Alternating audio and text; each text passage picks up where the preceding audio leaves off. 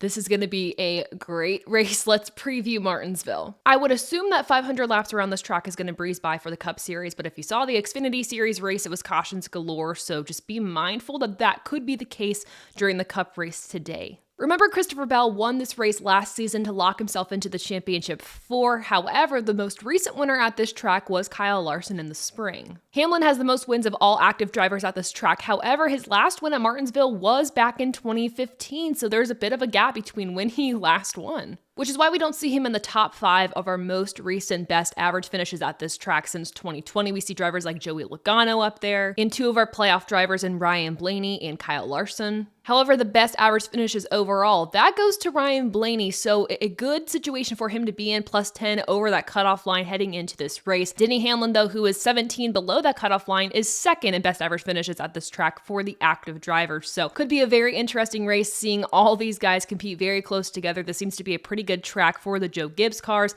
Seems to be a good track for Penske as well. Martin Truex Jr. got the pole at Homestead. He gets the pole at Martinsville, which again, another driver below that cutoff line. So a solid showing for him. Denny Hamlin lines up 4th. Kyle Larson 5th, Christopher Bell 7th. Then we have Ryan Blaney in 11th, William Byron 16th, Chris Buescher in 18th, and 19th, Tyler Reddick. He ended up actually spinning out on his qualifying lap, so that hurt him a little bit. My random race winning pick going into this weekend was Kyle Larson. I really do think that this round of 8, he could win at any of the tracks, especially knowing that he won in the spring. Temperatures are a little hotter than they were in the spring at this track today. I think he has a decent shot at getting the W, especially considering he qualified within the top 10. Track position is key. If he doesn't make any mistakes, he'll pretty much stay there depending on how the cautions fall. Also, leading the field to green, Truex has a major advantage just with air in general, so I think Truex has a really good shot at winning this if he's able to maintain that first position. I also want to look at Ryan Blaney, who has a real potential to win this race. In practice, his car showed great long run speed, or a great potential